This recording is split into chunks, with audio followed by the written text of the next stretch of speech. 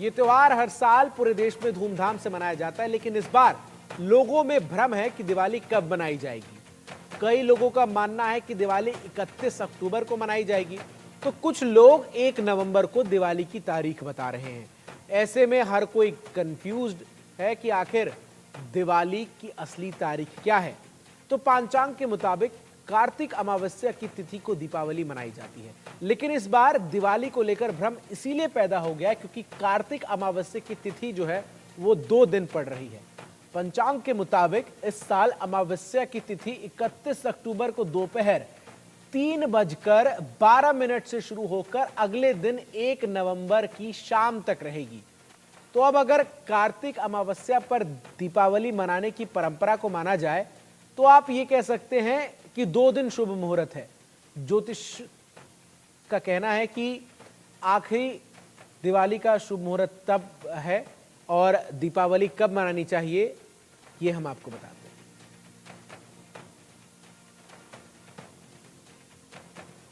तो तमाम ज्योतिष भी हमारे साथ जुड़ेंगे, तमाम मेहमान भी हमारे साथ जुड़ेंगे और हम इस कंफ्यूजन को दूर करने की कोशिश करेंगे कि आखिर दीपावली का त्यौहार जो है वो कब मनाना है, क्योंकि इसको लेकर व्यापक कंफ्यूजन है। जहां एक तरफ काशी और उज्जैन के जो तमाम बड़े बड़े विद्वान हैं उनकी तरफ से कहा जा रहा है कि भाई 31 अक्टूबर को दीपावली का त्यौहार जो है वो मनाया जाना चाहिए, तो वहीं दूसरी तरफ एक धड़ा जो है वो ये कह रहा है कि दीपावली का जो पर्व है वो 1 अक्टूबर को मनाया जाएगा। और हमने देखा है कि बीते कुछ सालों में ये जो मामले हैं वो लगातार बढ़ते हुए नजर आए हैं, खासतौर पर जो प्रमुख त्यौहार है उसमें। जैसे इस बार का ही अगर हम उदाहरण लें तो अष्टमी और नवमी की तिथि नवरात्र के दौरान एक दिन पड़ती हुई नजर आ रही थी। इसके अलावा रक्षाबंधन को लेकर भी हर बार संशय होता है, जन्माष्टमी को लेकर भी तिथि और मुहूर्त को लेकर हर बार संशय होता है किस दिन मनाई जाए, और अब दीपावली को लेकर भी ये पहली बार है संभवतः जब इस तरीके का कन्फ्यूजन है। और अब जब दीपावली महज 1 हफ्ते से भी कम समय रह गए हैं दीपावली में, तो ये कन्फ्यूजन जो है वो कायम है कि दिवाली का त्यौहार जो है वो कब मनाया जाना चाहिए। देश के अलग अलग बाज़ारों में दिवाली की रौनक जो है वो देखने को मिल रही है और बड़ी संख्या में लोग जो हैं बाज़ारों में ख़रीदारी के लिए तो पहुंच ही रहे हैं, लेकिन साथ ही साथ घरों में भी साफ़ सफाई का काम जो है वो चल रहा है। लोग अपने घरों को साफ़ सुथरा करने में लगे हुए हैं। इसके बाद दीपावली की शुरुआत जो है वो आपको बता दें धनतेरस के पर्व के साथ हो जाती है और फिर लोग अपने घरों को सजाने संवारने का काम जो है वो करते हैं। और इस बार आपको बता दें कि दीपावली किस दिन है इसको लेकर ही सबसे बड़ा कन्फ्यूजन है, लेकिन इस कन्फ्यूजन को इंडिया न्यूज़ आज आपके लिए दूर करेगा और हमारे साथ खास विद्वान जो हैं वो जुड़ेंगे जिनसे हम ये जानने की कोशिश करेंगे कि आखिर शुभ मुहूर्त क्या है, कब लक्ष्मी पूजन किया जाना चाहिए और ये जो कन्फ्यूजन है ये कब क्लियर होगी। इसको लेकर क्या कुछ विद्वानों का कहना है, क्या कुछ पंडित पुरोहितों का कहना है।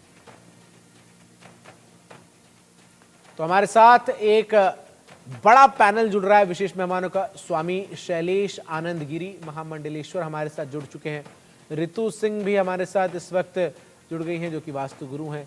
इसके अलावा राज पुरोहित मधुर जी जो कि ज्योतिषाचार्य हैं वो हमारे साथ जुड़ गए। महंत राजूदास जी हनुमानगढ़ी से हमारे साथ जुड़ गए हैं और महंत शुभगिरी जो कि धर्म गुरु हैं वो भी हमारे साथ जुड़ गए हैं।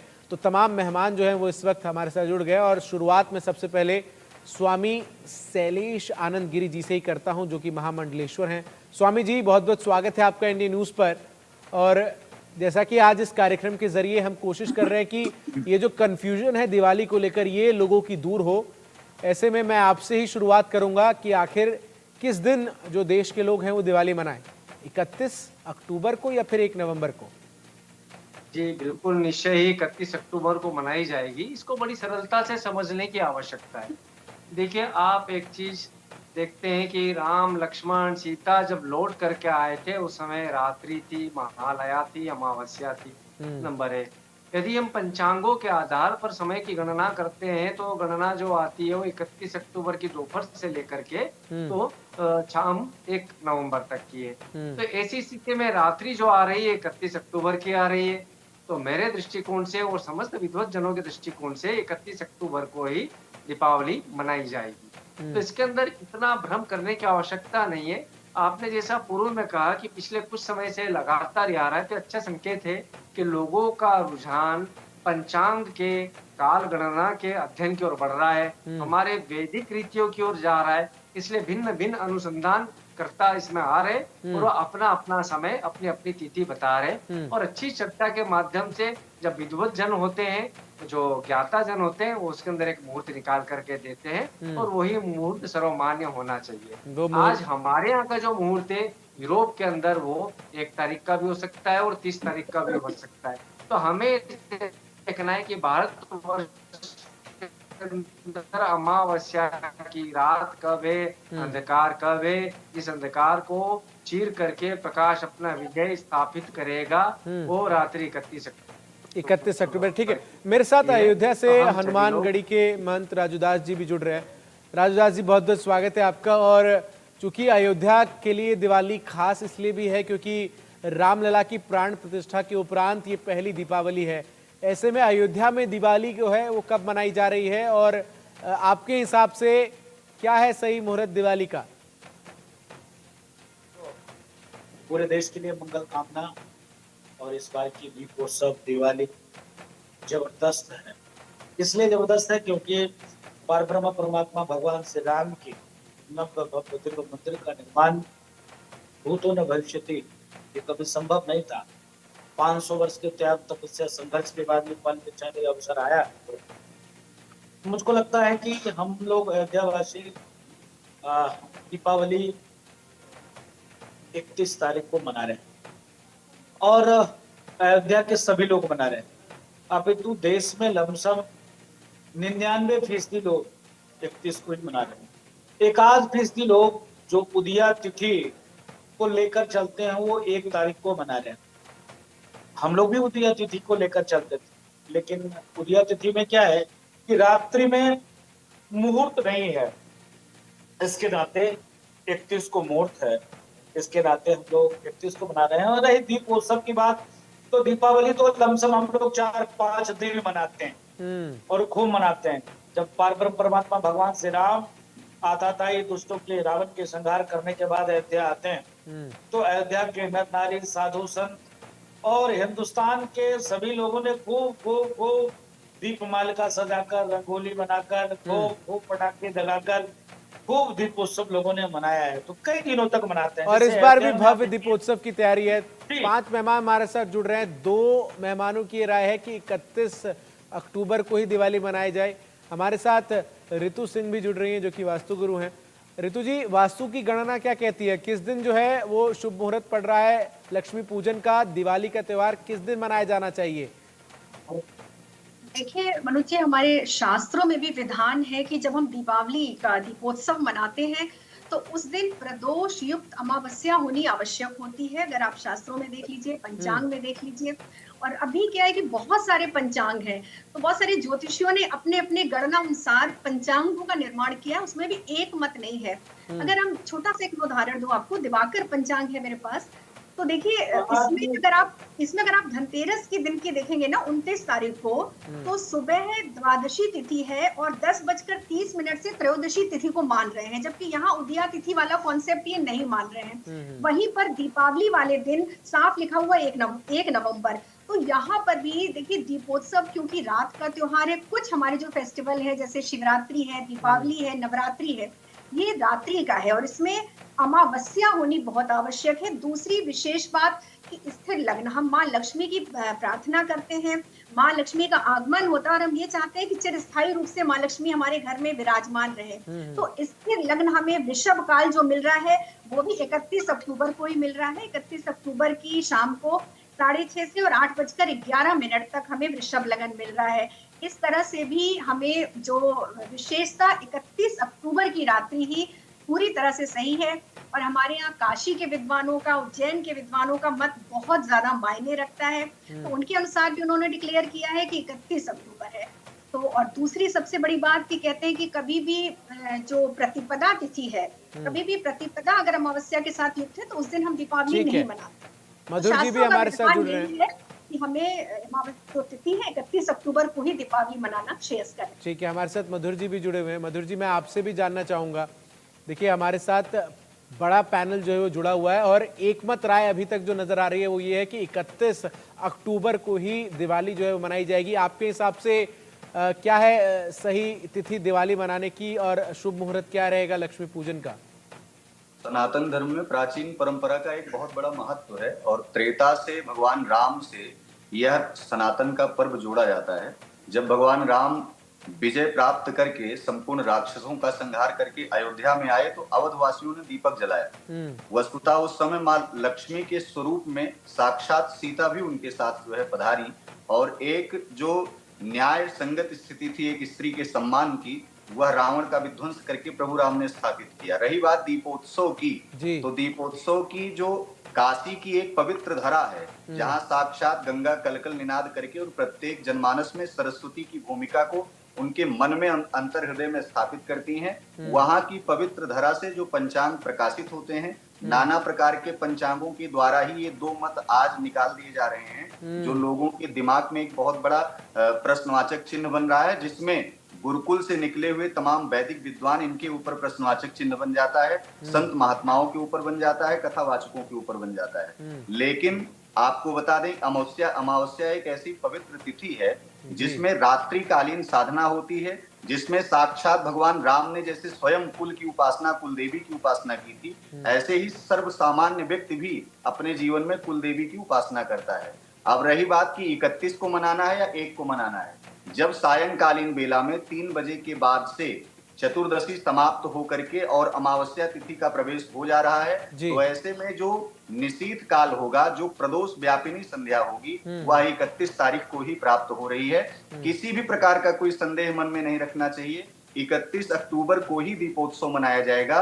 5 दिन का यह महामहोत्सव धन त्रयोदशी से शुरू होकर के भैया दूज तक जो मनाया जाता है, इसमें अयोध्या से परम पूज्य महाराज जी जुड़े हुए हैं, वो आपको बता ही रहे हैं। उन्होंने हम बताया स्वयं अयोध्या से हैं, बिल्कुल, और हम अवध की धरा से हैं, तो इसमें प्रमाणिकता की किसी भी प्रकार की आवश्यकता नहीं है। 31 तारीख को ही सर्वमान्य है। ठीक है, 5 में से जो 4 विद्वान इस वक्त हमारे साथ हैं, उनकी राय तो यही अभी तक नजर आ रही है कि 31 को ही जो है वो दीपावली का पर्व मनाया जाए। महंत शुभगिरी भी हमारे साथ जुड़ रहे हैं।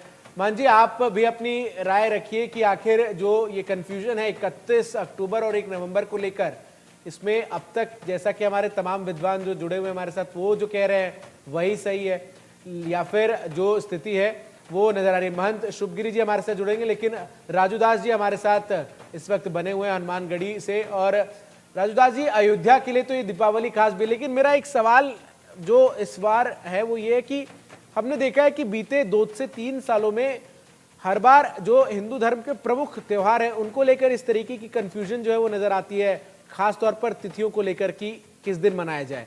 इसके पीछे की वजह क्या है? देखिए, मैं निवेदन पूर्वक कहना चाहूंगा, हमारे आचार्य जो विद्वान हैं, जो गणितज्ञ हैं, जो जोशी हैं, से करबद्ध प्रार्थना निवेदन है कि इस प्रकार से स्थिति परिस्थिति थोड़ा सा क्या है कि पूरे देश में बना हुआ कम मनाना चाहिए। हम 31 को मनाए कि 1 को मनाए, 31 को मनाए कि 1 को मनाए, दिन भर में 100 से 150 फोन कॉल अटेंड करके लोगों को बताना पड़ता है कि नहीं आप 31 को मनाइए। 1 को भी अगर लक्ष्मी पूजन आप कर सकते हो तो दिन में, क्योंकि ऑफिस दिन में खुलते हैं तो आप दिन में कर लो, लेकिन आप जो घर में लक्ष्मी पूजा करते हो वो 31 को करो, दीपोत्सव आप 31 को करो। बाकी तो ये अयोध्या है, अयोध्या में हम लोग 4-5 दिन तक मनाते हैं।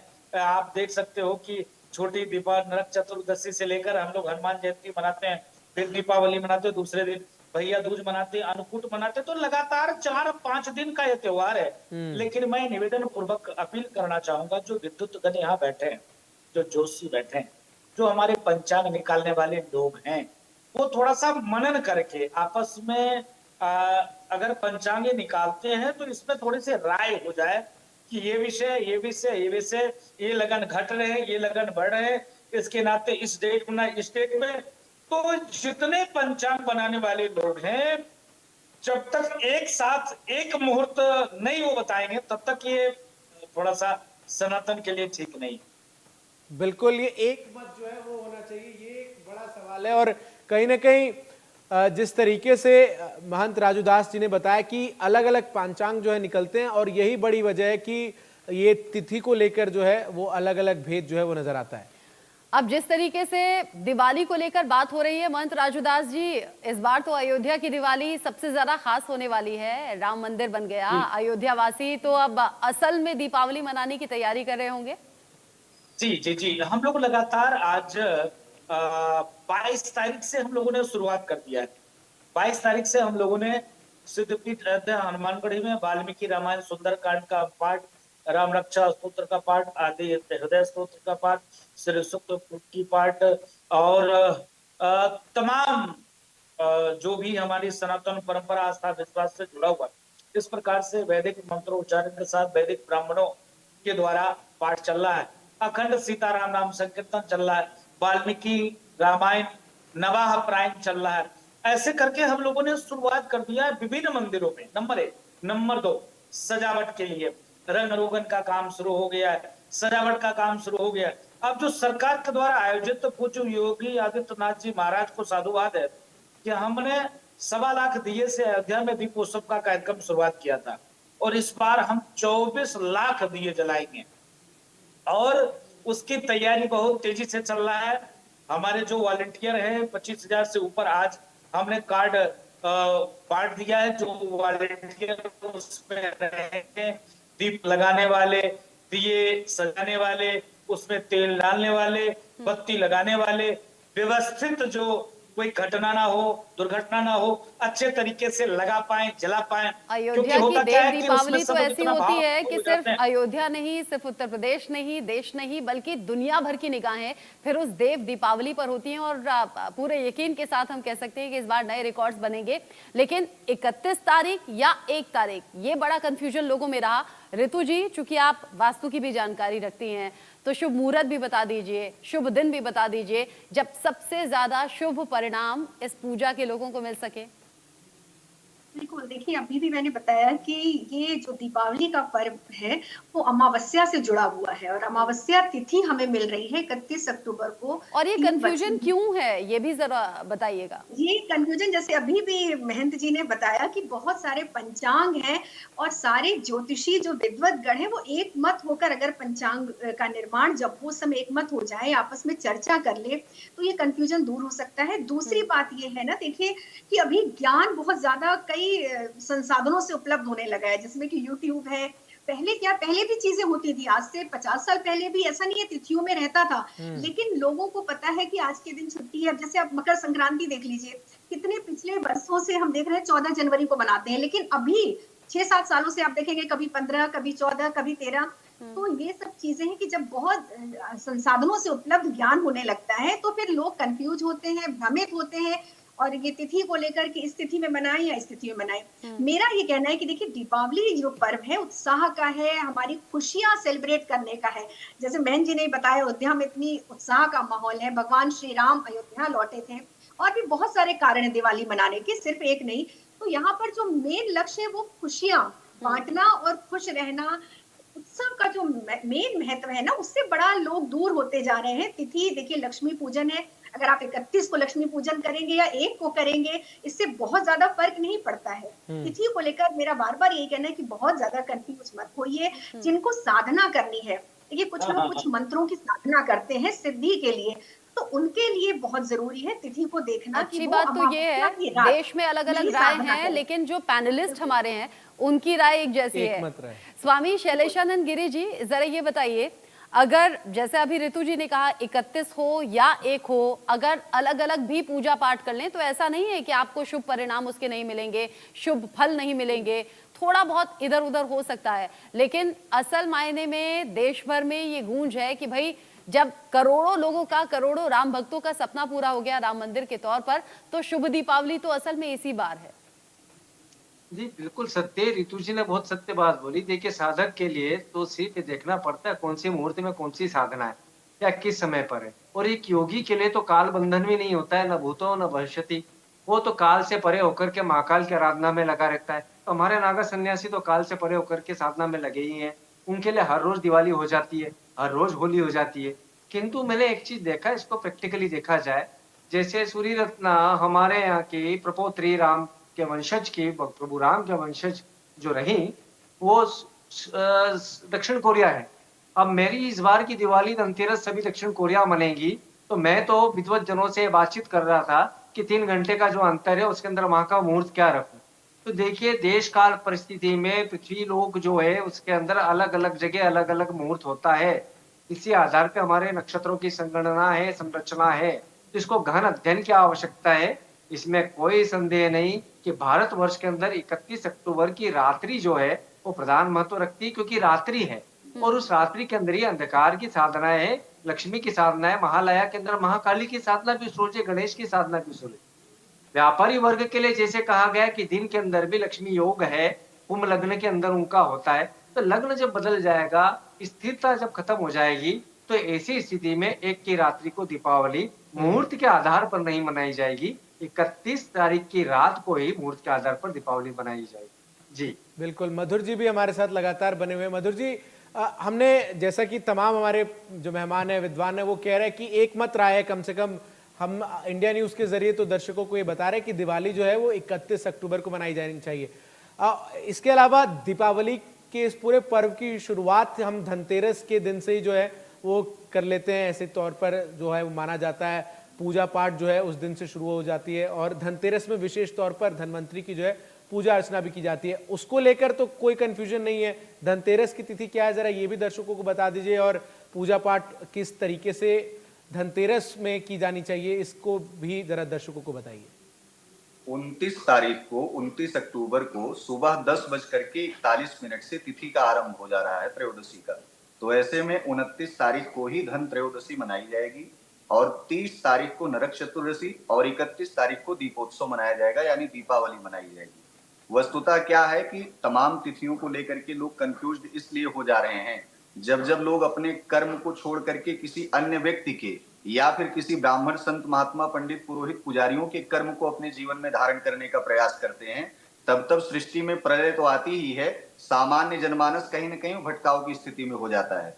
मुझे लगता है, और मैं एक गुरुकुल का विद्यार्थी होने के नाते, अयोध्या वासी होने के नाते मेरी प्रथम प्राथमिकता यह है, और मैं निवेदन करूंगा इंडिया न्यूज के चैनल से कि इंडिया न्यूज भी चारों शंकराचार्यों से निवेदन करे और चारों शंकराचार्यों के माध्यम से जो मत निकले, जो कहीं न कहीं तिथि मुहूर्त कहीं न कहीं स्थापित किया जाए, वही सर्वमान्य हो। किसी भी प्रकार का कोई दोष ऐसा ना हो कि गरीब, शोषित, वंचित लोग जो निचले स्तर पे बैठे हुए हैं, जो झुग्गी झोपड़ी में बैठे हुए लोग हैं, उनके दिमाग में ऐसा कोई भ्रम आ जाए कि वो तिथि पर उस त्योहार को ना कर पाए। बड़े आदमी, बड़े लोग तिथि, नक्षत्र, मुहूर्तों को जान लेंगे, समझ लेंगे, लेकिन वस्तुतः जो सामान्य जनमानस है वो अपने आप में भटक जाता है और यही सनातन में विकृति आ जाती है। फिर लोग चादर और फादर को फॉलो करने लगते हैं। हमारे सनातन की परंपरा में बहुत ज्यादा कहीं न कहीं संकीर्ण विचारधारा एक दीमक की तरह नीचे नीचे फैल रही है, जिसमें पूज्य महाराज जी अयोध्या से बैठे ही हैं। ये तो स्वयं अपनी आवाज बुलंद इशारा कर रहे हैं मधुर जी, ये संकीर्ण मानसिकता किस तरफ है, ये प्रलय की बात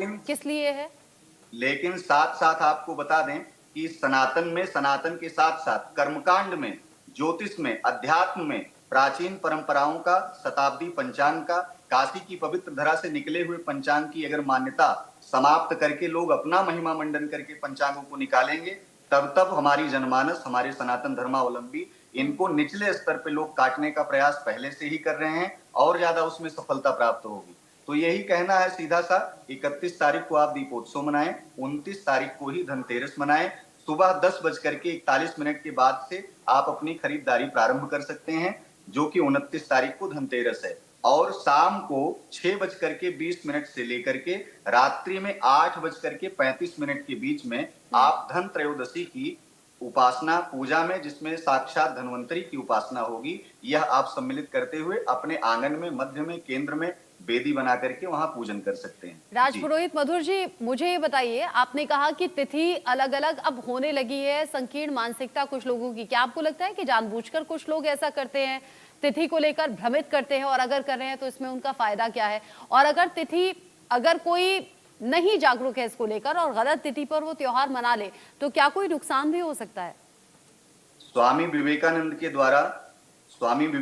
जी के द्वारा एक धर्म की स्थापना की गई। आज उस धर्म के कुछ दुष्प्रचारक लोग ऐसे हैं जो मूर्ति पूजन की परंपरा का बहिष्कार करते हैं। सत्य सनातन धर्म के धर्मावलंबी उसी पंचांग को मानेंगे, उसी ज्योतिष को मानेंगे, उसी आधार को मानेंगे, लेकिन व्यक्तिगत महिमा मंडन करने के चक्कर में एक अपना नया पंचांग छाप देते हैं और उसके अनुसार पब्लिक को गुमराह करने का प्रयास करते हैं। मेरा सिर्फ इतना ही कहना है, अधिक नहीं बोलना है, कि जो प्राचीन परंपरा है, काशी की पवित्र धरा से पंचांग वहां से निष्कासित किए जाते हैं बड़े बड़े विद्वानों के द्वारा मतों के अनुसार, उसको आप धारण करें और एक तिथि का, बाकी अन्य तिथियां आए, अन्य भ्रामक स्थिति बने, उसका बहिष्कार करिए। सनातन धर्मावलंबी निचले स्तर से जब तक नहीं जगेगा, जहां वो पहुंच ही नहीं पा रही हैं, परिस्थितियां ही नहीं बन पा रही हैं, जब तक वह जनमानस नहीं जगेगा, तब तक ये धर्म में तमाम कुठाराघात करने वाले ऐसे संकीर्ण विचारधारा के लोग चोला भी पहन करके घुसेंगे, साथ साथ इस धर्म को इस्तेमाल करने का अलग अलग केंद्र भी स्थापित करेंगे। इस पे कड़ी से कड़ी कार्यवाही हम महात्माओं से निवेदन इसीलिए करते हैं, और पूज्य राजू दास जी से तो हम यह कह ही रहे हैं कि अयोध्या से आवाज इस बार बुलंद करें आप, हम भी उसमें सहायक हैं, और सभी संत महात्मागण एकत्रित होकर के इस विषय पर विशेष मंथन करने की आवश्यकता है। बिल्कुल राजूदास जी, आपने सुना जो आपसे अपील की गई है, और ये एक बड़ा सवाल भी है, हम पिछले 5-6 साल से देख रहे हैं, जन्माष्टमी को लेकर भी ऐसा ही कंफ्यूजन है, मकर संक्रांत को लेकर भी ये कंफ्यूजन है। तो आप हनुमानगढ़ी जैसे महत्वपूर्ण पीठ पर जब विराजमान होते हैं, तब कहीं ना कहीं आपको जिस तरीके से ये जिम्मेदारी दे रहे हैं मधुर जी की, आप तमाम शंकराचार्यों को एकमत करें, और ये जो अलग अलग पंचांग निकलते हैं और फिर इस तरीके की कंफ्यूजन होती है, इसको लेकर भविष्य में जो है एकमत राय रहे, ये सुनिश्चित की जाए। मधुर जी को साधुवाद है, मधुर जी की चिंता जायज है। जिस प्रकार से स्थिति उत्पन्न हुआ है इस समय में, कोई 31, कोई 1, मतलब इस स्थिति परिस्थिति में सनातन की हानि होती है। लोग 3-4 दिन जन्माष्टमी मना रहे हैं इस कुछ वर्षों में, लोग लमसम 2 दिन होली मना रहे हैं। ये उचित नहीं, ये ठीक नहीं है। सही उनका कहना है, जो हमारे धर्माचार्य हैं, जो हमारे आचार्य हैं, जो ज्योतिषीगण हैं, उनके साथ एक वार्ता हो। अगर क्या शास्त्रोक्त विधि है, भाई व्यक्ति पे मत जाइए, लोगों की महिमा मंडन मत करिए, लेकिन हमारा शास्त्र क्या कहता है। जैसे हमने कह दिया कि नहीं इतने को मनाइए, तो ऐसे थोड़ी ना होगा। वेद क्या है, पुराण क्या है, उपनिषद क्या है, जहां जिसमें वर्णन है उसी हिसाब से कार्य हो, सनातन परंपरा से होगा तभी ठीक रहेगा। और मनमर्जी लोग चलने लगते हैं, इसलिए दिक्कत होने लगती है। मैं भैया को साधुवाद दूंगा, और एक मुहिम चलना चाहिए कि पूज्य शंकराचार्यों से, पूज्य रामानंदाचार्य से, पूज्य हमारे जो जोशी हैं, जो हमारे पंचांग निकालते हैं, सभी से एक राय हो कि इस पर एक दिन ही त्योहार तय किए जाए कि इतने घड़ी से इतने घड़ी तक ये मुहूर्त है, इस मुहूर्त में ही हो। बाकी तो भगवान भाव के भूखे हैं। जैसे दीप उत्सव, तो एक उत्सव हम लोग 5 दिन लगातार मनाते हैं, लेकिन अगर शास्त्रोक्त विधि से होता है तो अति उत्तम रहेगा। आप कह रहे हैं कि एक डेट डिसाइड होनी चाहिए, लेकिन हम देख रहे हैं पिछले कुछ साल में ये तेजी से बढ़ी हैं चीजें, जब एक ही त्योहार की 2-2 तिथियां सामने आती हैं। ऋतु जी, शुभ मुहूर्त पर बात हो गई, आपने एकमत होकर सभी ने कह दिया कि 31 तारीख को ही, यानी कि 31 अक्टूबर को ही बड़ी दिवाली मनानी है, जब रोशनी का त्योहार सब साथ में मनाए। 31 और 1 नवंबर में कंफ्यूज ना रहे। 4 से 5 दिन के त्योहार होते हैं। सिलसिलेवार तरीके से जो दर्शक हमारे साथ अभी अभी जुड़े हैं उनके लिए जरूर बताइए, धनतेरस से शुरुआत होगी इन त्योहारों की, तो कौन सी डेट को कौन सा त्योहार, कौन सी शुभ घड़ी में, कौन से शुभ मुहूर्त में मना लेंगे? देखिए, ये 5 दिवसीय जो हमारा दीपोत्सव है वो धनतेरस से शुरू हो जाता है, और इस बार त्रयोदशी तिथि लग रही है 29 अक्टूबर को सुबह 10:40 से।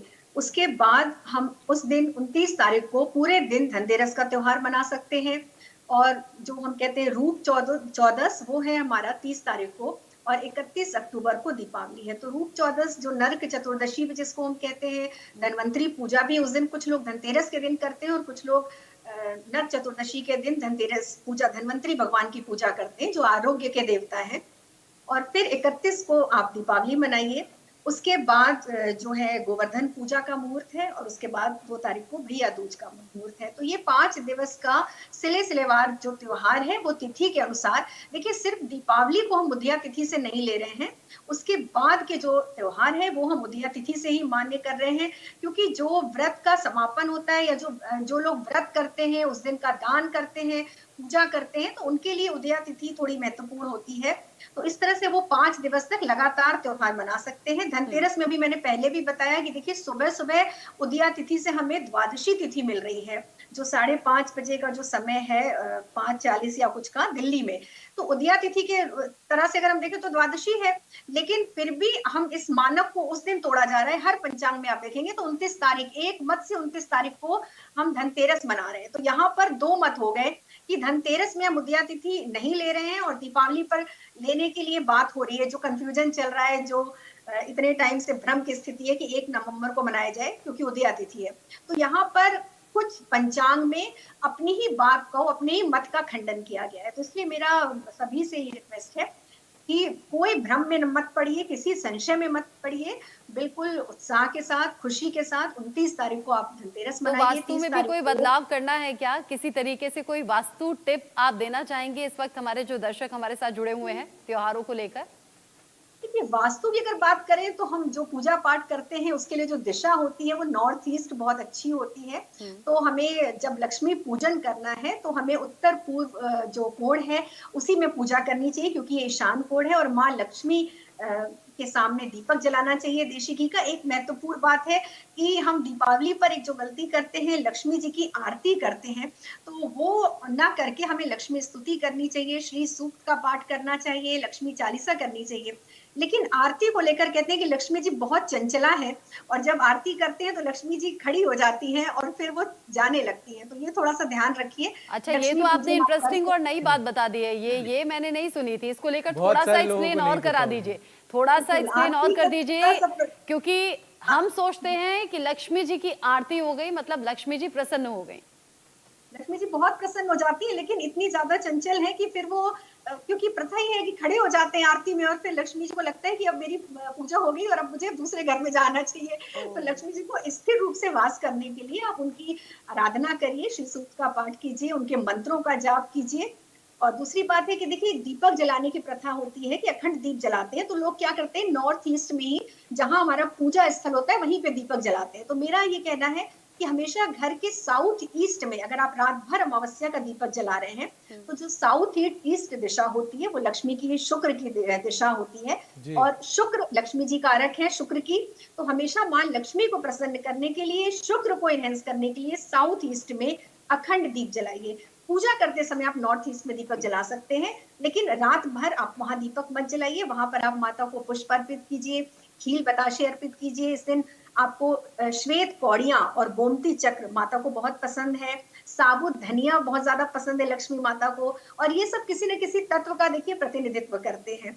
तो ये आप माँ को आज अर्पण कीजिए और हमेशा दीपक जलाइए साउथ ईस्ट में। इस दिन आपको अपने साउथ ईस्ट को, जो कोना होता है हमारा आग्नेय कोण, उसको बहुत साफ सुथरा रखना है, बिल्कुल क्लीन रखना है। वहां पर अगर हो सके तो आप किसी मंत्र, चैंटिंग आप लगा सकते हैं, ऑडियो लगा सकते हैं जहाँ पे रात भर माँ लक्ष्मी का मंत्र बज सकता है। और उस दिशा में आप रेड कलर का कोई भी, या तो आप वॉल रेड कर सकते हैं, रेड बल्ब जला सकते हैं वास्तु के अकॉर्डिंग। उस दिशा को जागृत रखिए दीपावली की रात। एक कंफ्यूजन और है, चंदन आगे सवाल पूछें बाकी हमारे गेस्ट से। एक सवाल मेरा और है, आपने कहा कि ईशान कोण में पूजा करनी है, ईशान कोण में मंदिर होना चाहिए। मंदिर यानी कि भगवान जी हमने ईशान कोण में रख दिए, हमारा फेस किस तरफ रहेगा, नॉर्थ ईस्ट की तरफ? नहीं, देखिए, हमेशा जब हम रखते हैं तो हमारा फेस हमेशा पूरब की तरफ रहता है, क्योंकि हम जब पूजा करें पूर्व से जो पॉजिटिव एनर्जी आती है, जहां सूर्योदय की दिशा है, और भगवान का फेस जो है वो पश्चिम की तरफ रहता है। क्योंकि भगवान का फेस किधर भी हो से ज्यादा फर्क नहीं पड़ता। हमारा फेस, क्योंकि हमारी जो माइंड है, क्लैरिटी रहे, अच्छी जो नेगेटिव वाइब्स है वो ना आए, हमेशा सकारात्मक ऊर्जा रहे हमारे साथ और हम ईश्वर की आराधना में हमारा मन लग सके। तो जिधर सूर्योदय की दिशा है, नॉर्थ ईस्ट या प्रॉपर ईस्ट हो या नॉर्थ की तरफ हो, इससे ज्यादा फर्क नहीं पड़ता। लेकिन हमेशा हमारा फेस सामने की तरफ होना चाहिए, पूर्व की तरफ होना चाहिए, और ईश्वर का फेस पश्चिम। ठीक है, हमारे साथ स्वामी शैलेश आनंद जी भी लगातार बने हुए हैं। शैलेश जी, दिवाली पर लक्ष्मी पूजा तो होती है, लेकिन साथ ही साथ कुबेर पूजा का भी विशेष महत्व होता है। खासतौर पर जो व्यापारी वर्ग है वो कुबेर जी की भी आराधना पूजा करते हुए नजर आते हैं। तो किस प्रकार से क्या सही विधि है कुबेर भगवान की पूजा अर्चना के लिए, जरा इसकी भी जानकारी आप हमारे तमाम दर्शकों को दें। जी देखिएगा, महाकालेश्वर के अंदर पूजा का एक विधान, जब महालया होती है, जब ये हमारी दीपावली होती है, तो उस समय पर काल भैरव की पूजा होती है और उसी प्रकार से अन्य द्वारपालों की, क्षेत्रपालों की पूजा होती है। कुबेर चूंकि क्षेत्रपाल हैं, खजाने के रक्षक हैं, तो उनकी पूजा सदैव होनी चाहिए और चूंकि ये पितृवंशी कहलाए गए, तो इनकी पूजा जैसे रितु जी की वार्ता में कहें तो हमारे नैऋति कोण के अंदर विशेष महत्व होता है उनका, तो वहां पर भी दीपक जलाया जाता है। इसलिए दीपावली के रोज एकमात्र ऐसा दिवस है जिसमें हर दिशा को रोशन किया जाता है, प्रत्येक जगह से आने वाले अंधकार को दूर किया जाता है। तो कुबेर के भी मंत्रों के अंदर आप देखेंगे, वे श्रवणाएं जब कहते हैं तो उसके अंदर स्पष्ट रूप से है कि उनका नाद और बिंदु हर जगह पर स्थापित हो, आपके घर की जो संपदा है उसका सदैव संरक्षण हो, वो समुचित रूप से संरक्षित रहे और संचयित रहे। तो सेविंग्स का भी बड़ा महत्व है, इसलिए हम वो सिक्के पुराने निकालते हैं और जितनी हमारी संपदा है उसका एक एक प्रतीक निकाल करके पूजा के अंदर रखते हैं। तो उस अवश्य ये करें, धनतेरस वाले रोज भी और विशेष तौर पर दीपावली वाले रोज भी। एक बात का उल्लेख जरूर मैं करना चाहूंगा, जो हमारे आश्रम की जो परंपरा है, शिव परंपरा में हम लोग दीपावली वाले रोज स्फटिक के शिवलिंग या कोई से भी शिवलिंग के ऊपर श्री यंत्र स्थापित करते हैं। वो भी स्फटिक का होता है तो श्रेष्ठ होता है, और उसकी हम श्री सूक्त संपुट से महामृत्युंजय की वो करते हैं, हमारा अभिषेक करते हैं। तो उस अभिषेक से ये कहता है, सरल भाषा में बोले तो शिव लक्ष्मी परस्पर एक दूसरे के भाई बहन के संबंध के रूप में, और दोनों के न्यायशीलता, लक्ष्मी की न्यायशीलता और शिव की न्यायशीलता का सम्मिश्रण हम सबके जीवन में, विशेष तौर पर आध्यात्मिक साधना वालों के जीवन में, तंत्र साधना वालों के जीवन में बड़ा महत्व रखता है। ये अमल तंत्र के अंदर ये वर्णित है। तो इस रोज हमारे समस्त शिष्य विदेशों के अंदर भी, यहाँ पर भी इन्हीं पूजाओं को अपने अपने माध्यमों से करेंगे और निश्चय ही कुबेर उसके प्रधान रहेंगे, क्योंकि सर्वप्रथम स्थान देवता के रूप में उनको माना गया इस पूजन के अंदर। हम बचपन से देखते आए हैं कि जब पूजा की थाली तैयार होती है मधुर जी, तो उसमें चांदी के सिक्के, पैसे, जो कुछ घर में कीमती सामान होता है उसमें रखा जाता है। फिर लक्ष्मी गणेश की पूजा हम करते हैं, प्रसाद भी तैयार होता है, फल वहां पर रखे जाते हैं। आजकल मॉडर्न जमाना है तो मिठाई का डिब्बा खरीद लिया जाता है और वो भगवान को चढ़ा दिया जाता है। अब जरा ये भी बता दीजिए दर्शकों के लिए कि वो मिठाई का डिब्बा लेना और भगवान को चढ़ाना क्या ठीक है, या फिर घर में ही प्रसाद तैयार हो? देखिए, मिष्ठान और पकवान अगर घर में बनाया जाए तो सुनियोजित ढंग से बनाया जाएगा तो वो कहीं ना कहीं विशुद्ध होगा अपने आप में। बिना लहसुन प्याज का यदि भोजन बना करके और माँ लक्ष्मी को या भगवान गणपति को, राम दरबार को समर्पित किया जाए तो वो अपने आप में एक प्रसाद होगा। जिस प्रसाद का महत्व कहा गया है, प्रा मतलब अर्थात प्रभु, सा अर्थात साक्षात और दा अर्थात दर्शन, जिसमें साक्षात परमात्मा के, प्रभु के दर्शन हो जाए, वह दिव्य अलौकिक प्रसाद अपने अन्नपूर्णा गृह से, अन्नपूर्णा भंडार से, अपने रसोई घर से निकालना चाहिए, बनाना चाहिए। रही बात मिष्ठान खरीदने की, मिष्ठान में तमाम प्रकार की विकृति, जब तिरुपति बालाजी के साथ इतना बड़ा छल हो सकता है, महात्माओं के साथ छल हो सकता है, तो तमाम प्रकार के ऐसे आपराधिक तत्व, अराजक तत्व बैठे हुए हैं जो कहीं न कहीं होली, दीपावली आदि तमाम पर्वों पर ऐसी विकृति को फैला सकते हैं। तो इसलिए प्रयास करें कि अपने घर में विशुद्ध रूप से जो बनाई हुई जो भोग सामग्री है उसे ही समर्पित करें, और यदि उपस्थित नहीं हो पाई या यदि किसी कारणवश नहीं बना पाए तो सूखे मेवे का भी अगर भोग लगा दिया जाएगा तो अति उत्तम माना जाता है। आज के दिन बतासे, धान की खील, लावा, मखाना आदि तमाम प्रकार से जो माँ लक्ष्मी को अति प्रिय है वह चढ़ाया जाता है। वैसे मैं इसमें हमारे सब अपने बैठे हुए हैं तो इसलिए कुछ हम अधिक ना बोलते हुए यही कहेंगे, जैसे हम लोगों ने क्या हुआ कि 8 वर्ष की आयु से लेकर के और 22 वर्ष की आयु तक हमने कर्मकांड सीखा है, और कर्मकांड में शास्त्र, वेद, पुराण, इन सब का मुझे हम ही को नहीं, गुरुकुलों में यह कूट कूट करके पढ़ाया गया है। तो अगर जैसे ऋतु जी बता रही थी कि लक्ष्मी जी की आरती करने से लक्ष्मी जी उठ के चली जाएंगी, ऐसा कहीं शास्त्रोक्त मत नहीं है। हम लोग कर्मकांडी हैं, कम से कम इसका भी विचार करिए। आरती मतलब होता है शास्त्रों में, आरती मतलब दुख का हरण करना। हम किसी भी देवता की आरती कर रहे हैं, हम कभी किसी विजय की कामना करते हैं, उस व्यक्ति की आरती उतारते हैं, मतलब उसके समस्त दुखों को, पापों को नष्ट करने के लिए आरती कर रहे हैं। हमारे घर में आज के दिन परमात्मा राम साक्षात भगवती सीता के साथ पधार रहे हैं और हमने लक्ष्मी की प्रतिमा को रखी है, तो लक्ष्मी के पूजन के समय हमारे ही द्वारा या वहां उपस्थित जनमानस के द्वारा किसी भी प्रकार की परमात्मा को, भगवान को, देवी को, लक्ष्मी को यदि नजर लग गई हो तो उस नजर दोष को उतारने की क्रिया को हम आरती कहते हैं और आरती गाई जा सकती है।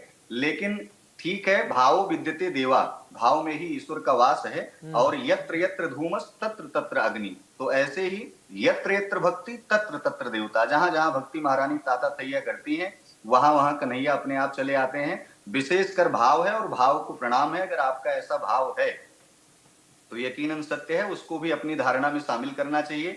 लेकिन कर्मकांड, ग्रंथ, शास्त्र और पुराण यह कहते हैं कि यज्ञ के बाद, अनुष्ठान के बाद जब आप यज्ञ आहुति संपूर्ण हो जाए तो आरती अवश्य करें।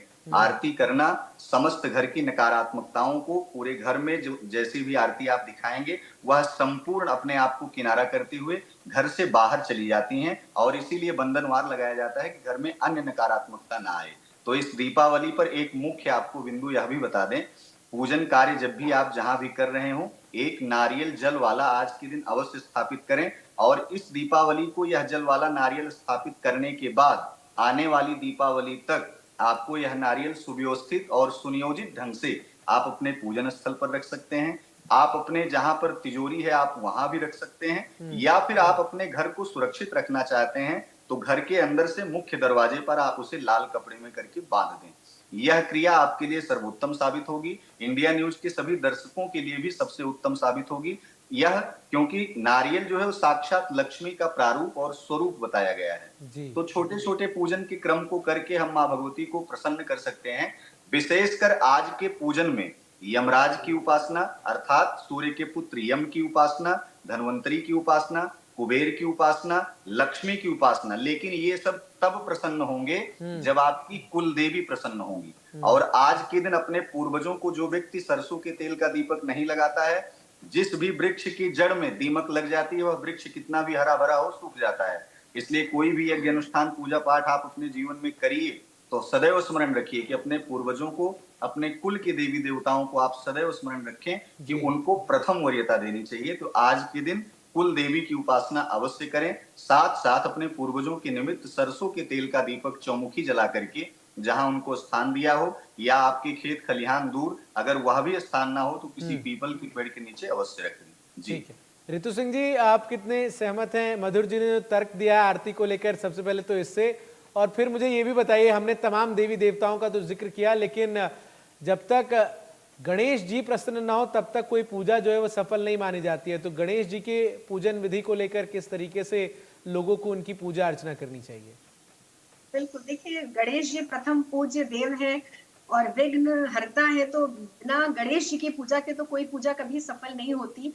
कोई भी हम पूजा आराधना शुरू करते हैं तो उस विधि में सबसे पहले हम गणपति जी का आह्वान करते हैं, उनको सांकेतिक रूप में उनकी स्थापना भी करते हैं हम सुपारी के साथ या जैसा भी हम करते हैं, पंडित जी को बुलाते हैं तो वो करते हैं।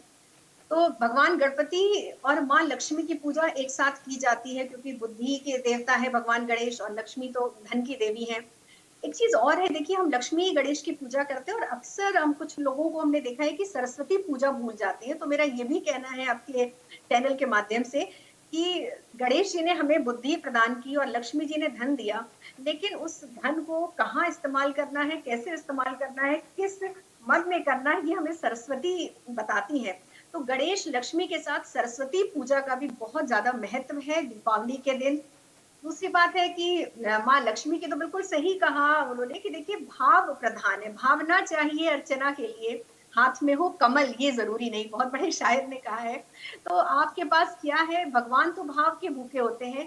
हम लक्ष्मी जी को या हम हमारी अपनी किसी भी डेटी के साथ, देवता के साथ, इष्ट के साथ हमारा रिश्ता क्या है और उसे कैसे निभाना है उसका निर्धारण हम सिर्फ स्वयं ही कर सकते हैं। क्योंकि हमारे जो इष्ट होते हैं, कोई देखिए हम देवता को किस रूप में मानते हैं, कोई भाई के रूप में, कोई उनको पिता के रूप में मानते हैं, चाहे कोई भी आपके इष्ट हो, शिव हो, कृष्ण हो, राम हो, माता रानी हो। तो यहाँ पर माँ लक्ष्मी धन की देवी है, कुछ लोग उनको राधा रानी के रूप में मानते हैं। तो देखिए लक्ष्मी की आराधना हमें कैसे करनी है, हमें उनको कैसे प्रसन्न करना है, हमारा क्या भाव है, तो यहाँ पूरी तौर से सारी पूजा विधि भाव पर निर्भर है। और हमारे सनातन में तो वैसे भी भाव प्रधान पूजा होती है। कहते हैं कि अगर आप पूरी विधि न कर सको तो मानस पूजा कर लीजिए, क्योंकि मानस पूजा का भी उतना ही महत्व बताया गया अगर आप शास्त्रों में देखिए तो, कि अगर हम मानसिक पूजा करते हैं, आपके पास कुछ वस्तुएं उपलब्ध नहीं है, जैसे कोई पुष्प है विशेष जो आप चढ़ाना चाहते हो, और अगर आप मानसिक रूप से इसको सोचते हैं कि हम अर्पण कर रहे हैं भगवान को, तो उसका भी फल निश्चित है। तो इसलिए मैं बिल्कुल समर्थन में ही हूँ, बिल्कुल सही कह रहे हैं। अगर आपकी भावना, और आरती का मतलब यही होता है कि आरत निवारण, जो हमारे आर्त को निवारण करने वाली आरती। बहुत सारी चीजें हैं, बहुत सारे कॉन्सेप्ट हैं, जिसको जो सही लगता है। अगर हमारी भावना ऐसी है कि भाई माता लक्ष्मी आ गई, अब हमें जाने नहीं देना है इनको, और हमें उनकी चाहे आरती भले ही न करनी पड़े, लेकिन मैंने पूजा विधि के लिए नहीं कहा, मैंने कहा आप जिस तरह से उनकी साधना कर सके, क्योंकि मंत्र साधना तो सर्वोत्तम है। माता हो या कोई भी देवता हो, उनको अपने मंत्रों की चैंटिंग जाप बहुत ज्यादा पसंद है। तो अगर आपकी भावना है, आप बिल्कुल आरती कीजिए। ऐसा नहीं है कि हर किसी का अपना निर्धारण है। मैं आपको बार बार यही कहूंगी कि आपको कैसी पूजा करनी बिल्कुल सही है, बात है। कैसे जिसे प्रसन्न जैसे करना है, आप वो लोग हैं, आप आपको ही शास्त्रों तय का करेंगे। या मंत्रों का ज्यादा ज्ञान है, कंपैरेटिवली हमें उतना नहीं है, लेकिन अगर आप सच्चे मन से, अच्छे मन से, साफ मन से ईश्वर की आराधना करते हैं तो वो आराधना बेकार तो बिल्कुल नहीं जाती। शैलेशानंद जी, हम दिवाली पर देखते हैं, जो बचपन से हम देखते आ रहे हैं कि नए कपड़े पहनने हैं, साफ सुथरे कपड़े पहनने हैं, जो घर की महिलाएं होती हैं वो श्रृंगार करती हैं, फिर माँ लक्ष्मी और गणेश जी की पूजा आराधना होती है। कई बार महिलाएं क्या होती है, दिन भर की बहुत ज्यादा थकी होती हैं, काम कर लेती हैं, तो वो श्रृंगार नहीं करती, नए कपड़े नहीं पहनती। अब इसमें अलग अलग परसेप्शन लोगों का सुनने को मिला है। कुछ कहते हैं कि घर की जो महिलाएं हैं वो लक्ष्मी का रूप है, इसीलिए इस दिन पूरे श्रृंगार के साथ ही पूजा पाठ करें। तो कुछ कहते हैं नहीं, ये मिथ है, ऐसा कुछ नहीं है। इसको लेकर जो संशय है उसे दूर कीजिए। देखिए, ये स्पष्ट है, अभी बड़े अच्छी दिशा में चर्चा गई है, जिसे कहते हैं भाव पूजा। भाव पूजा के अंदर आप देखेंगे कि मुद्रा पूजाएं भी है। हमारे पास अग्नि नहीं है, माचिस नहीं है, तेल नहीं है, ईंधन नहीं है, बाती नहीं है, तब हम दीपक दर्शयामी, खाने को कुछ भी नहीं है तो मानसिक रूप से हम मान लेते हैं कि प्रकृति का जितना भोजन है, अन्न है, उसका अंश हम आपको अर्पित करते हैं। तो नैवेद्यम निवेदयामी, तो हम निवेदन करते हैं। तो इसी प्रकार से आप देखेंगे कि जो योगी जन है, वो आत्म के अंदर स्थित जो देव है, उसको बाहर निकाल करके एक साकार प्रतिमा का कल्पना बना करके उनको साक्षात बना लेता, उनके अंदर जीवंतता दे देता और वो जीवित भी हो जाते हैं। तो हर एक व्यक्ति के अंदर स्वयं का देव निर्धारित करने की अवधारणा है, वो सामर्थ्य है। वहीं हम घर के अंदर दिवाली की बातें जब करते हैं तो स्पष्ट है कि हम गृह लक्ष्मी शब्द का उपयोग करते हैं, और उस शब्द का मतलब ये होता है कि हमारे घर की जो नारी है, घर की जो महिला है, घर की जो बेटी है, वो सोच काफी अच्छे से सुंदर दिखे, बहुत खूबसूरत दिखे, वो आमंत्रित करें देवता को, देवी को इस तरीके से कि आप हमारे घर में आइए। देखिए हम कितनी प्रसन्नता के साथ में आपको निवेदन करते हैं। तो यदि चेहरे का जो भाव है, उसके ऊपर मुस्कान है, उसके ऊपर आदर है, उसके अंदर आस्था है, उसके अंदर श्रद्धा है, तो मान करके चलिए उससे बड़ा आभूषण कोई नहीं। एक निर्धन के घर के अंदर भी अलक्ष्मी जाए आवश्यक नहीं, एक निर्धन के घर में भी सुलक्ष्मी जाती है, क्योंकि उसकी भाव प्रधानता होती है। छोटे से मिट्टी के लिपे हुए कोने के अंदर जब वो रंगोली बनाते हैं, उस पे दीपक सजाते हैं, जब वो घर के अंदर जाते हैं, 1 रुपए का सिक्का निकालते हैं, उस सिक्के को रखते हैं, कुछ सुपारी रखते हैं, गुड़ की डल्ली रखते हैं, वो हो जाता है। बात करीब हमारे विद्वत ने काशी से, उन्होंने कितना खूबसूरत बोला मधुर जी ने, कि देखिए अन्न जो बनाना है घर में बनाना है, तो एक गरीब कभी बाहर जाकर के किसी बड़े दुकान से अन्न नहीं ला पाता है। तो ऐसे समय पर गणेश का वो स्तोत्र है आमल तंत्र के अंदर, इसके अंदर स्पष्ट रूप से कहा है कि विनायक एक भावना समर्चना समर्पितम प्रमोद के प्रमोद मोद मोदकम यदर्पितम समर्पितम न मान धान निर्मितम न खंडितम न खंड मंडनम कृता। ये क्रमशः है। यदि 9 अन्नों से निर्मित 9 दाने भिन्न भिन्न अन्नों के भी हम इकट्ठे करके मोदक बना लेते हैं, तो देव को बेहद प्रिय होते हैं। वो कभी खंडित नहीं होती उस घर से आस्था, उस घर से कभी लक्ष्मी कुपित नहीं होती, उस घर में सदैव शांति और सुख का वास रहता है। तो ये स्पष्ट है। हम प्रयास करें कि स्वच्छता को बनाए, हाइजीन वैल्यूज को मेंटेन करें, हमारे घर का हर एक कोने को स्वच्छ रखें।